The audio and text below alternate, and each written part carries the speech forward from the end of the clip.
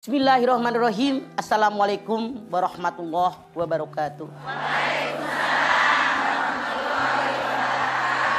Alhamdulillahi nahmaduhu wa nasta'inuhu wa nastaghfiruh wa na'udzu billahi min sururi anfusina wa min sayyiati a'malina may yahdihillahu fala mudhillalah wa may yudhlil fala hadiyalah. Asyhadu an la ilaha illallah wahdahu la syarikalah wa asyhadu anna Muhammadan abduhu wa rasuluh. Istri hobi berhutang. Suami istri itu memiliki kewajiban dan tanggung jawab dalam rumah tangga mereka. Mereka punya fungsinya masing-masing. Suami kepada keluarga, ar-rijalu qawwamuna 'alan nisa. Suami pimpinan, istri yang dipimpin. Tapi istri punya kewajiban memimpin rumah tangga suaminya. Bagaimana istri ngurusin rumah, ngurusin anak-anak. Bagaimana seorang istri bertanggung jawab dengan membagi keuangan yang diberikan oleh suaminya. Itu tanggung jawab seorang istri. Sekarang ternyata zaman sekarang sekarang hampir semua barang dikredit. Beli rumah kredit. Beli mobil kredit, beli motor kredit, beli TV kredit, beli kulkas kredit, beli panci kredit. beli baju.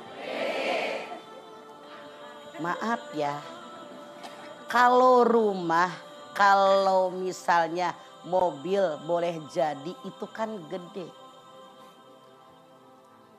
Dalam Islam hindari yang namanya ngutang. Maaf, ketika Ali bin Abi Thalib lagi bayi, suatu ketika air susu ibundanya itu kosong.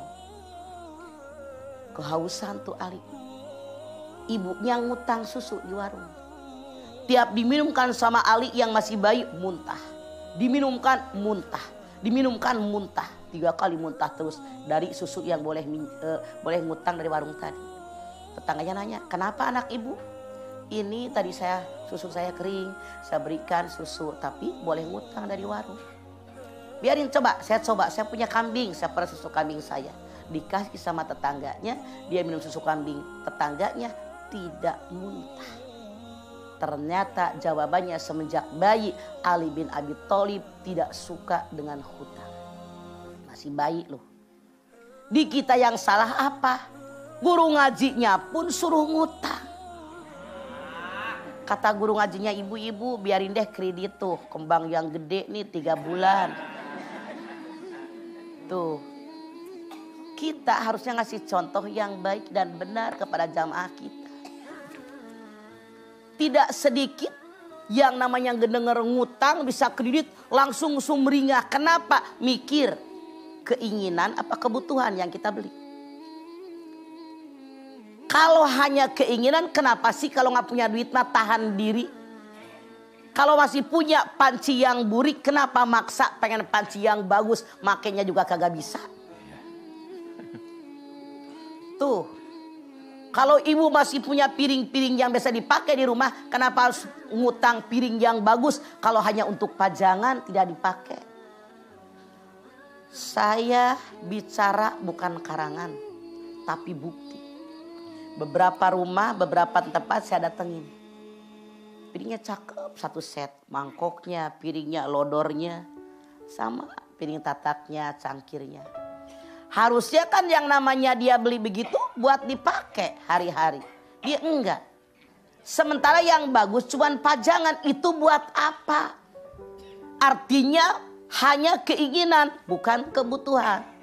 Kalau duitnya ada sih nggak masalah. Cuman kalau duitnya tidak ada, kenapa Anda meresahkan diri? Bukankah hutang itu harus dibayar? Nih, kalau tiap giliran bayar duitnya ada. Giliran ditagih sampai yang ngekreditin, duitnya nggak ada, apa nggak panik? Apa nggak jadi membohong? Membohong dosa dalam Islam. Mengelak dari janji dosa dalam Islam. Coba mikir. Bu, masih mending barangkali kalau ibu cuma ngutang kudungan yang gampang dibayar. Walaupun misalnya ibu bisa melihat ada juga yang ngutang barang. Pernah ibu dengar ngutang barang ditarik barangnya, pernah dengar nggak? Sering. Saya tanya, kenapa barang yang diutang ditarik? Siapa yang pernah ngalami ini? Coba kita lihat. Ada orang, maaf, saya pedagang. Ada orang yang ngambil kulkas, ngambil kipas angin, ngambil AC, segala macam dia ambil. Dia mikir biar wah sekaligus barangnya di rumah. Tapi gak mampu. Akhirnya saya yang punya barang ditarik tuh barangnya. Emang enak, duit hilang. Saya ambil contoh, ini kisah nyata. Ada jamaah saya nangis ke saya. Anaknya punya motor, itu punya motor tahun 2000-an. Emaknya bilang biarin nak pakai aja motor itu buat kerja. Nanti kalau kamu kerjanya udah gede gajinya, boleh dah kalau mau cicil motor, kata emak. Ini anak bilang temen-temennya ini motornya pada baru. Motor dia sering mogok. Dia jual tuh motornya. Harganya pada saat itu katanya 6 juta laku motornya. Bikin DP motor. Nyicil tuh motor 3 tahun. DP-nya 6 juta. Tiap bulan dia bayar sekian ratus ribu. Bayar sekian ratus ribu. Bulan yang kelima karena gak sanggup bayar, ditarik tuh motor. Rugi 2 kali lipat. Motor yang tahun 2000 sama dia dijual buat DP. Sudah 4 bulan dia bayar. Udah berapa jumlahnya. Karena bulan yang kelima, yang keenam gak bisa bayar, ditarik dealer. Apa gak rugi? Sekarang kita bersyukur dengan barang yang ada. Selama masih berfungsi, masih bermanfaat. Kenapa sih pakai mikirin hutang? Kalau kebayar, kalau keburu mati. Anda lihat. Seorang sahabat datang, ya Rasulullah, saya meninggal tuh teman saya. Tolong sholatin. Rasul nanya, apa teman punya utang? Tidak, Rasul sholatin. Gak berapa minggu datang lagi. Ya Rasulullah, saya punya teman itu meninggal, tolong sholatin. Rasul nanya, apa teman punya utang? Punya. Punya harta? Punya. Rasul sholatin. Karena punya hutang tapi punya harta buat bayar. Gak berapa minggu lagi datang orang. Ya Rasulullah, teman saya itu meninggal, tolong dong sholatin. Lalu apa yang terjadi? Rasul nanya, apakah engkau teman ini punya utang? Dia bilang punya. Punya barang? Tidak.